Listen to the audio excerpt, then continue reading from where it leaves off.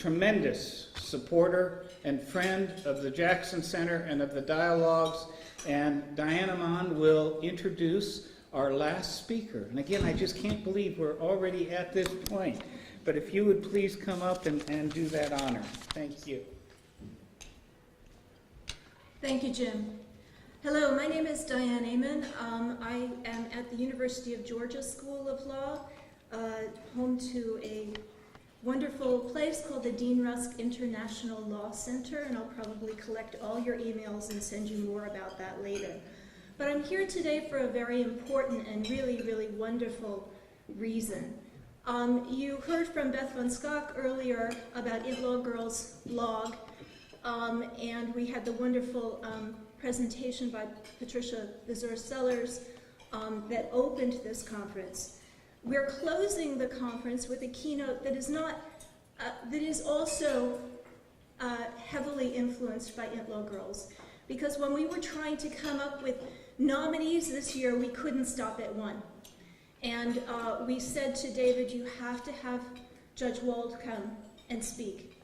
And we said, and we think Patty Sellers should come speak. And we actually had a third suggestion, who unfortunately turned us down, and he said, the more the merrier. So let me introduce Patricia Wald. You have heard a number of times throughout the keynote people say, she is my hero, she is my inspiration. Many of the people who have said that are themselves Int Law Girls contributors, and so it's my honor to call them out at this point. If I may, give them a shout out. Please stand. Beth von Skok, Valerie Oosterfeld, Leila Sadat, Pamela Merchant, Jennifer Trahan, Betsy Anderson, Mark Trumbull.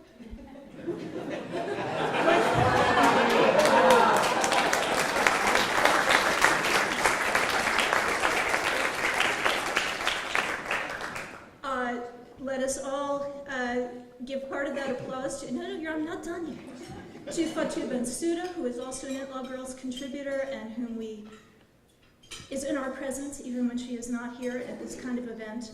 I'd also like to have stand and welcome one more time our honorary Int Law Girls who haven't yet contributed, but we will be back to you. Jane Stromseth, Patty Wald, whom you talked to earlier, Brenda Hollis, and Claudia Paz y Paz. We're really, really proud of all of you. Thank you very much.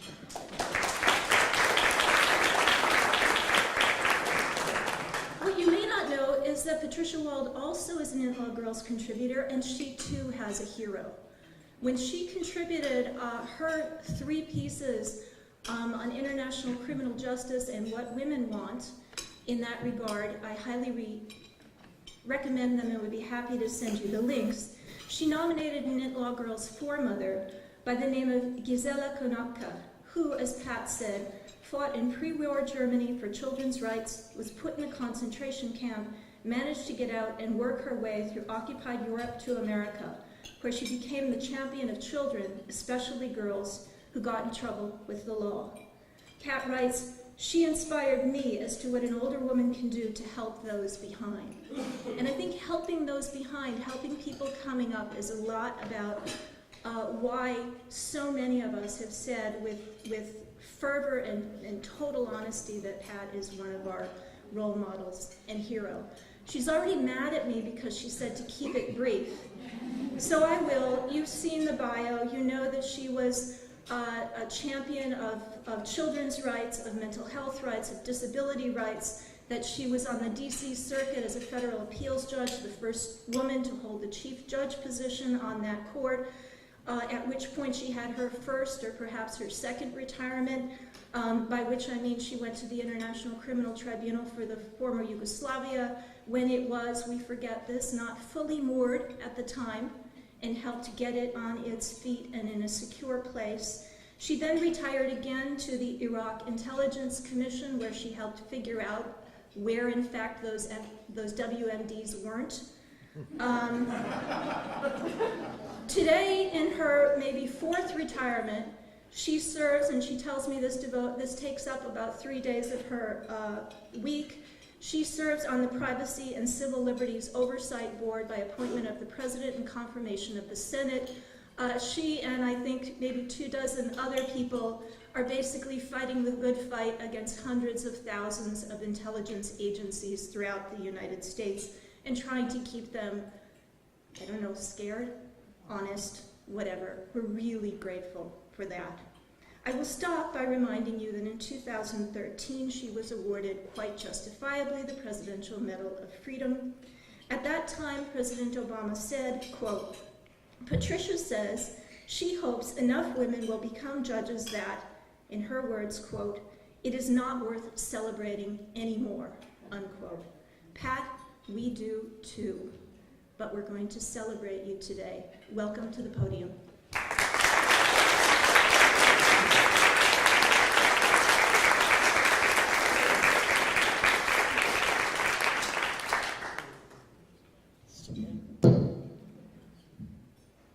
Okay, can you hear me? Okay, thank you, Jennifer. You didn't quite exceed to my... Yeah, I knew that was going to happen. Anyway, thank you very much. I do have one short apology to make before I begin my remarks, and that is, after this morning's exposure to great mind-expanding remarks of both David, Mark, and then the seminar about the UN, etc. It's somewhat, you may find that, I hope not, somewhat prosaic that I return to the focus of the dialogue, which is Srebrenica, and even more so to the role that the law and the courts have played in the whole siege of Srebrenica. The second part of my apology is that having made the remarks, written the remarks before I came here, I had no idea of the intensity and depth of the discussions that would precede, and so it behooves the last speaker on the dialogue to probably indulge in some repetition, but I'll try to catch it. So, all of us here have been made painfully familiar with the brutal facts of Srebrenica over the last few days, if not before. Its dubious distinction as, quote, I think this was coffee on it, the single greatest atrocity since World War II, the flimsy promises of never again by Western leaders, and the sad saga of today's Srebrenica, 20 years later, an isolated hamlet, formerly two-thirds Muslim, now predominantly Serbian, located deep within a wider swath of territory handed over to the Serbs by the Dayton Accords only months after the July 1995 genocide. Yet, the gravediggers of Drina Valley persist in their relentless search for the estimated 1,000 bodies still missing from the mass graves where nearly 7,000 others have been unearthed, in whole or in part. World leaders still meet to beat their breasts as to what really happened in Srebrenica and Podgorica, who was to blame for the failure to stop the attacks and the handovers of innocent civilians to the Serbs for mass executions. And within this past year, the Supreme Court of the Netherlands has ruled that the Dutch government was responsible for the handover of 300 Bosnian Muslims from the UN compound where they had sought refuge. An earlier Dutch government in 2002 resigned in the wake of an internal investigation exposing the incompetent defense of the enclave. A press account at that time called it, quote, a belated act of collective penance. A UN ambassador has recently lamented that the failure of the international community to protect civilians in Srebrenica, quote, still haunts this organization. And the U.S. Immigration Service announced within the past couple of months its intention to deport 150 Bosnian Serbs who came over in the 90s without revealing their participation in the Srebrenica massacre. The British ambassador to Britain has sagely observed that 20 years after Nuremberg, Germany was at peace with its neighbors and a full-fledged player in NATO and the EU. Its relations with countries it had annexed or occupied restored to full normalcy, while, these are his words, Bosnia remains a fragile state, reliant on external aid, its economy hobbled by a complex and unwieldy power-sharing system and tensions between its two constituent republics. So, what remains to be said 20 years out about Srebrenica? What, if anything, is salvageable from that bitter legacy? Can it be viewed the same way as Nuremberg, as a step forward in the slow advance of international justice and the end of impunity for the worst wartime atrocities? Has the world learned anything from Srebrenica it can bring to bear on the horrendous massacres and genocides that go on even to this day? My answer is unfortunately a very modest one, and it rests largely on the Srebrenica trials themselves. Painfully slow and frustrating as they have seemed at times, they stand, in my view, not only as a lasting and ineradicable memorial to the 1995 tragedy, but they have made a substantial contribution to the evolving international legal institutions and legal doctrines that are in the end indispensable to trying to end impunity for wartime tyrants. Their contribution has proceeded, as we will see, has not proceeded in a smooth or even steady way, but nearing their end, I believe we are in a different and on balance at a better place today in international justice than in July 1995. First and foremost, it was a triumph of sorts that there were trials at all, not one but many for the Srebrenica perpetrators and their enabling subordinates. According to Chief Prosecutor Serge Brommertz, there have been over 20 prosecutions and almost as many convictions at the ICTY. Now, the same cannot be said for other historical genocides like the 1913 to 15 Albanian death marches, nor can we be confident at this point that it will be true for the victims of the mass Syrian atrocities going on right now, or the heinous destructions of entire communities by ISIL. The Srebrenica trials and appeals have not been flawless, not by a long shot. And the survivors have complained bitterly that only a handful of high-level perpetrators involved in the genocide have ever been prosecuted, and not all of them convicted. In their defense, the international tribunals have had to wage, not always successfully, a continuous battle for resources. And as we have heard, hundreds of Srebrenica suspects have been tried in domestic Bosnian war tribunals, and some even in the Serbian courts. Cumulatively, however, they are but a fraction of an estimated 850 Bosnian Serbs who took some part in the massacre, many of whom have not only avoided justice, but still hold important posts in local, regional, and national intelligence and police services. Still, it was a triumph of raw human perseverance that we had that first and flagship Srebrenica trial at all, the trial of Radislav Krstić, the commander of the Bosnian Serb army in the Drina Valley where the killings occurred, a trial in which I served on a bench of 3 international jurists. Now, Jean-René Ruiz, the original ICT investigator, for 5 years combed a wide swath of crime scenes covering 70 by 40 kilometers. He recalled he started out with only one other investigator and a single Srebrenica survivor statement, and what were then only rumors of a, quote, genocide without corpses. Initially, the newly legitimized post-Dayton Republika Srpska refused any entry into the crime scenes. American intervention was necessary to negotiate access. Even then, the early investigators had sometimes, as we've heard, to personally scratch the walls of the schoolhouses and warehouses where the captives had been held for execution, looking for blood and human skin traces, and to ferret out ammunition casings in the soil of the execution fields. Soon after the search for bodies began, it became clear that the victims had been moved from the original execution sites. New searches for the reburial sites, hundreds of miles distant, had to be initiated, an arduous process assisted by aerial footage from U.S. intelligence satellites, that too available only after protracted negotiations. Initial attempts by Serbian authorities, including President Milosevic, to explain away the mass graves as combatants, as those of combatants killed in battle, required painstaking forensic evidence to be mounted, showing large numbers of the victims had been blindfolded, their hands tied behind their backs, and that they died from bullet holes in the back of their heads.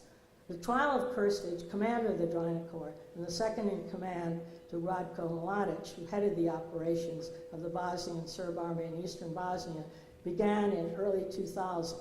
Although not the first ICTY trial to include a genocide charge, it would be the first to carry that charge through to judgment, and Kirstich was the highest military officer to be so charged. The success of the trial would be defined, in our view, by two criteria: the prosecution's ability to mount a persuasive case of genocide in circumstances far different from the paradigm examples of the Holocaust or Rwanda. At Nuremberg, of course, the crime of genocide had not yet been defined as such, and in Rwanda, the occurrence of a nationwide genocide was acknowledged by all parties. High-ranking Hutu leaders had pled guilty to the charge. In Srebrenika's case, not only was the fact of a genocide disputed, but initially not even the fact of killings that occurred outside of combat was admitted. The second hurdle for the prosecution, and here for the judges, would be to convince the world that the trial was not a sham, a victor's revenge, but rather a fair and judicious proceeding. Comparisons with Nuremberg, good and bad, were inevitable, and they still go on. It has, for example, been repeatedly pointed out that the principal Nuremberg trial took less than a year to convict 21 and acquit 3 of the top Nazi leaders, while the Kirstich trial would end up lasting 17 months, preceded by 5 years of field investigations. The trial itself in Kirstich involved 118 witnesses, 1,000 exhibits, forensic evidence from 21 exhumed burial sites, and for the first time use of overhead satellite photographs to identify the location of killing fields. Kirstich's defense did not seriously dispute the killings had occurred, actually, but rather argued that he himself was not involved in their planning or execution, and that they didn't constitute genocide in any case. Mladic was, according to the defense, the originator of the, quote, diabolical plan, and he used his own intelligence and police under his control to carry it out, while Kirstich was conducting military operations elsewhere. The prosecution, of course, argued otherwise, that while Kirstich may not have been an originator of the genocide, he nonetheless qualified as a perpetrator because he learned of its existence while it was still ongoing, and he lent Drina Corps forces under his control to help carry out its later stages. Moreover, he did nothing to stop the genocide or to initiate punishment against those who were actively involved in it. Kirstich insisted he learned about the killings too late to stop them, and Mladic's iron fist control over the army made any attempt later to punish active participants in the genocide impossible. Now, the trial bench, which consisted of Judge Rodriguez from Portugal, Judge Riyad from Egypt, and myself, who had arrived from The Hague 2 months earlier, unanimously found that Kirstich did indeed learn of the killings in time to intercede, or at least refrain from enabling them further through deployment of the troops he commanded. But without doubt, our most critical ruling, again a unanimous one, was that the executions of the 8,000 men and boys constituted a genocide. That finding was critical not only to the credibility of a still somewhat precariously situated ICTY, but even more important, to the future utility of the crime of genocide outside of the paradigmatic Holocaust and Rwanda settings. But it was not uncontroversial. The chief argument against Srebrenica as a genocide was that the Serbs had spared the women and younger children of Srebrenica, thus nullifying any intent to destroy a religious or ethnic group as such, nor had they engaged in any such massive killings in the other villages they had captured.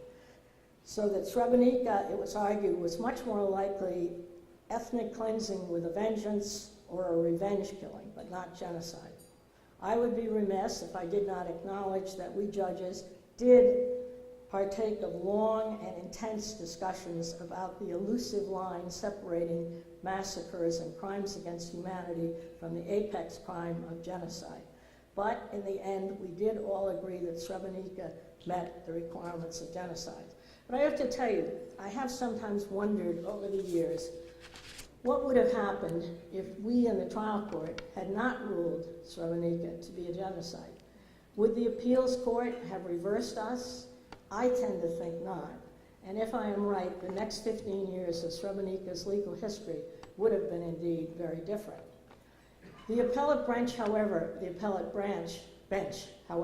a few years later did uphold our finding of genocide, based on the identification of the Srebrenica Muslim community as a defined part of the Eastern Bosnian Muslim group due to their symbolic and strategic significance. And the killing of the men and boys in a male-dominated culture, along with forcible removal of the women and children, assured the effective destruction of the Srebrenica Muslim community as such, thereby meeting the genocidal requirement of a special intent to destroy an ethnic or religious group. The trial court's finding that Krstić himself possessed the requisite genocidal intent for a perpetrator did not, however, survive the appeal. We in the trial court have relied on prior rulings that this special intent to destroy a defined group might be inferred from circumstances indicating that a perpetrator had knowledge of the genocide and, in light of that knowledge, provided substantial support for it.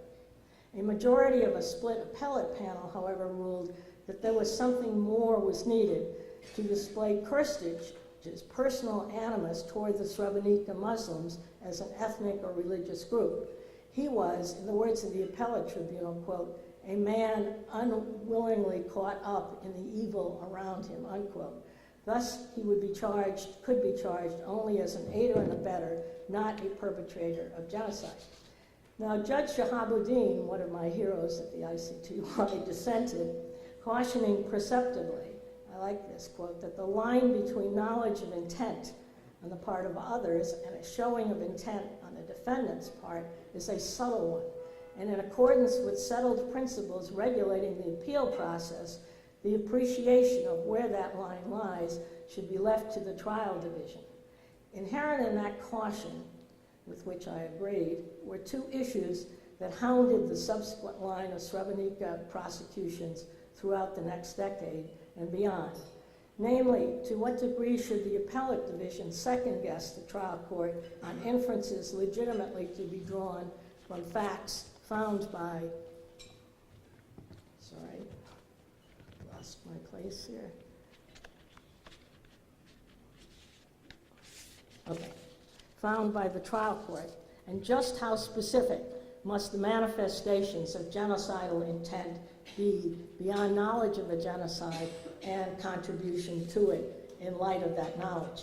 Now, it's only a few reckless leaders, the Nazis in Germany, the Hutu leaders in Rwanda, have been audacious enough to write or speak aloud of their desires to eradicate a religious or ethnic group as such. So one commentator on the Krstić appellate decision observed, I think accurately, quote, in attempting to preserve the uniquely serious nature of the crime, genocide, the appeals chamber in Krstić interpreted the law so narrowly that it could only snare a few leaders at the top, unquote. For that seems to be precisely what happened. By 2005, 10 accused had been indicted at the ICTY for participation in the genocide, but none convicted of perpetration. It became known as, quote, the crime without a perpetrator, unquote. Following the Krstić appeal, all but the very top leaders of the Srebrenica genocide were prosecuted or convicted only for aiding and abetting genocide. Even as to those few like Milosevic who were charged as perpetrators, the issue of lack of special intent permeated their trials, despite in Milosevic's case, strong evidence of his power to stop the genocide altogether. Milosevic's death, of course, aborted his trial, so that we don't know what the ultimate decision on his intent would have been.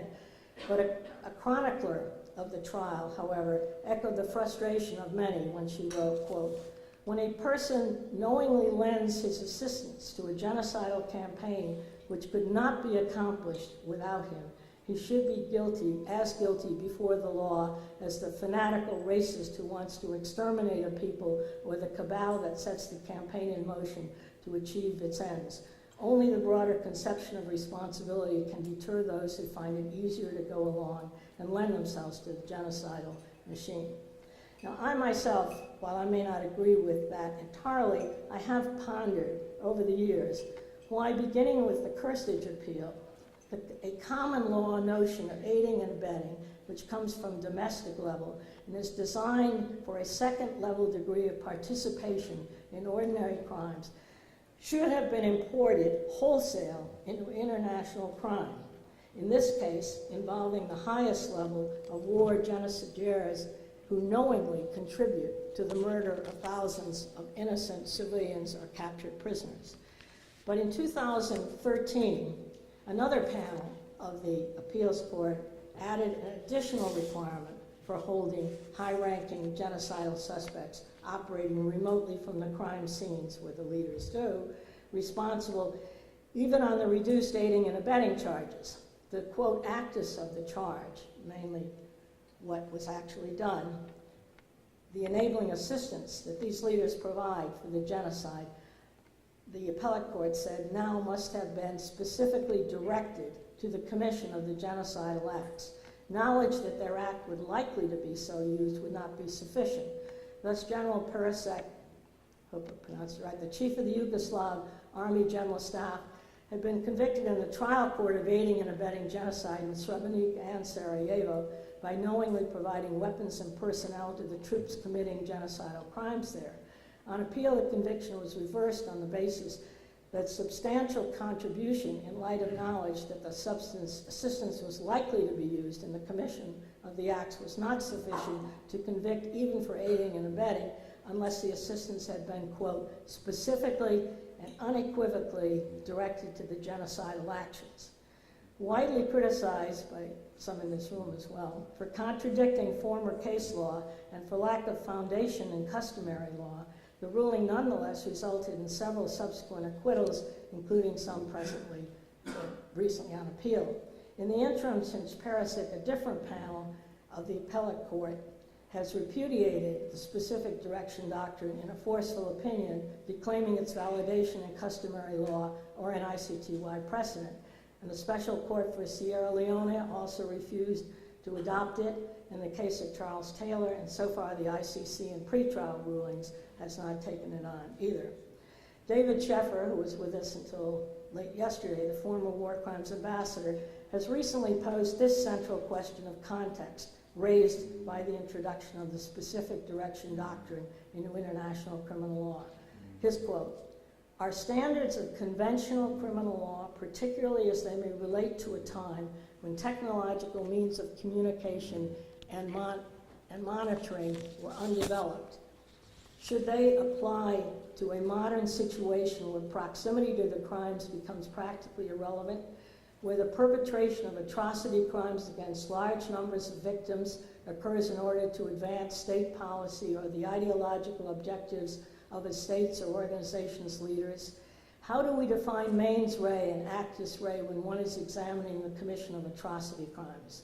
Is it precisely the same analysis someone would apply against a single individual for the commission of a common crime? Is not knowledge that one's actions are likely to aid in the commission of atrocities the very essence of leadership culpability in the realm of atrocity crimes, and in the context of nations torn asunder by perpetrators associated with organized military elements over months and years of illegal conduct? At what point is a court narrowing its understanding of the context of the situation so profoundly that justice is denied? Now, the Srebrenica trials are not yet over. In the case of Karadzic, whose trial is nearing completion, is charged as a perpetrator, the appellate court has already reversed a trial court acquittal and interim ruling based on the genocidal acts in municipalities other than Srebrenica, finding that there was enough evidence, though obviously not making the finding, to sustain a finding of the special intent necessary. Hopefully its final judgment will help to clarify just what kind, if any, evidence beyond knowledge and contribution is necessary to show special intent. Mladek's trial could as well address these cloudy issues, and there have been a few recent affirmances as perpetrators of high-ranking officials involved in the Srebrenica episode, which have declined to use the specific direction doctrine, which I think, I point out, is, to me, a really good sign that a court can itself correct what I consider its own when it takes an errant path. Now, obviously, regular courts, like the ones I've served on in the U.S., over a long period of time, and even the Supreme Court will many times reverse prior precedent or distinguish it away, because in light of newer events, in light of things that have happened, they decide it's no longer the right kind of law to apply. I found that to be a very encouraging sign that the ICTY Appellate Tribunal has apparently done that sort of thing in these later rulings. Of course, there is the problem with the ad hoc courts like the ICTY and the ICTI. They're only with us for a short period of time. And maybe some of the other courts, which won't even have as long a stay as the ICTY, won't have that opportunity. But it's something to think about when we set up these courts, because we want them to operate so fast, but courts make mistakes. In case you hadn't noticed it, we are not infallible. And it's sometimes having the opportunity to go back and repudiate or reject earlier rulings is really an important part when you're building jurisprudence. So, to sum that up, although we do not so far have exactly the legal legacy of Srebrenica that some of us might have wished for, I think it's fair to say we can claim a reason-based extension of the application of genocide beyond its originating context. And we can hope, along with Ambassador Sheffer, that the final stages of proceedings will, in his words again, validate the proposition that, quote, practical realities, as articulated through customary international law, will prevail about criminal conduct emanating from the highest reaches of power to devastate the lives of ordinary innocent citizens who are entitled to credible justice, will finally meet its match in the tribunals of justice.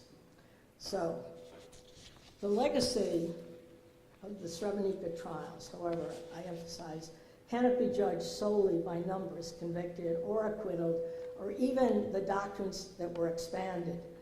For the trial records themselves, in my view, contain the raw stuff of history. In the Broadway hip-hop musical, Hamilton, about the founding fathers, the critical question is propounded, though, in hip-hop. Who lives? Who dies? Who tells my story? For make no mistake, the saga of Srebrenica continues in what Raphael Hadzik calls, quote, a war by other means, a vicious fight for the dominant narrative of the past, for the, quote, truth. A war that is being fought in the media, in the classrooms, churches, and mosques, at family dinner tables, and its consequences are bound to have a lasting impact on the region's stability. How we talk about this event, what we call it, has great political resonance.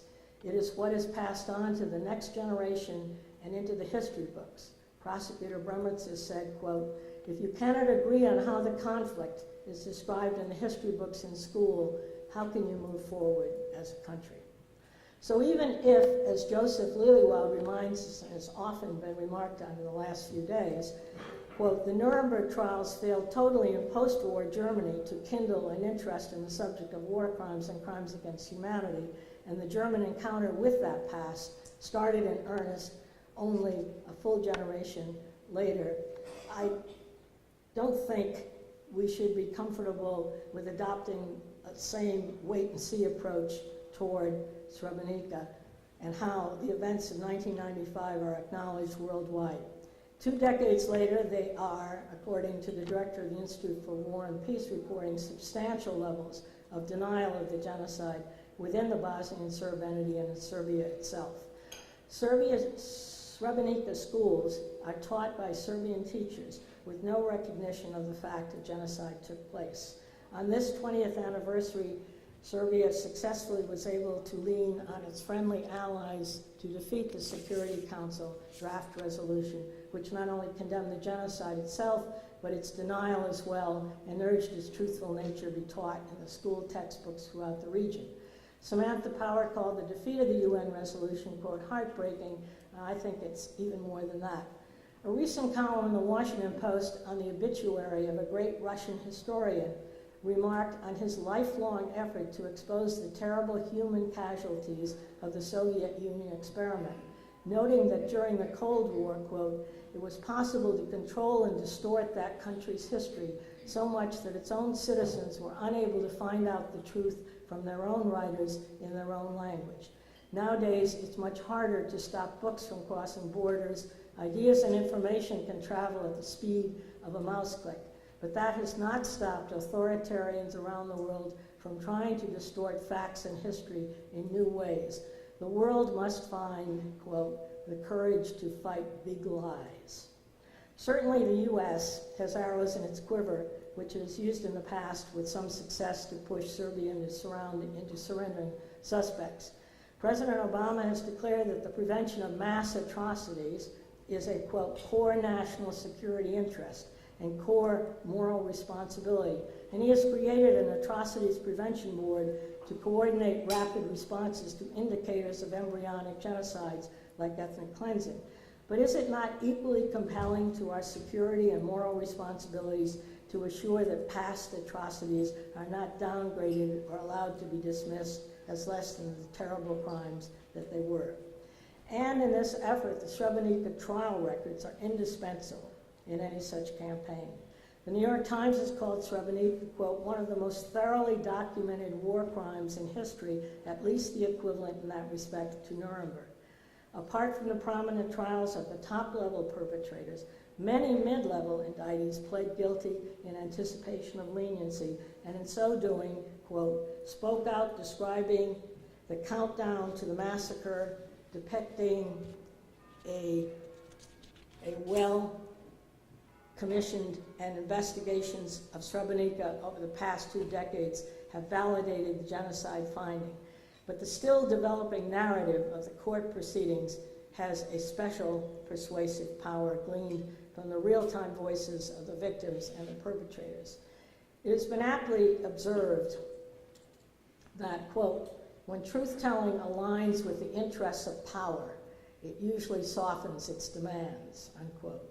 Unlike other forums where, according to Bridget Conley, the real dilemma concerns what must be excised from international genocide and mass atrocities agendas in order to produce the kind of lessons learned that are palatable to powerful international actors, the court records stand on their own as a formidable obstacle to historical lies. One page I missed.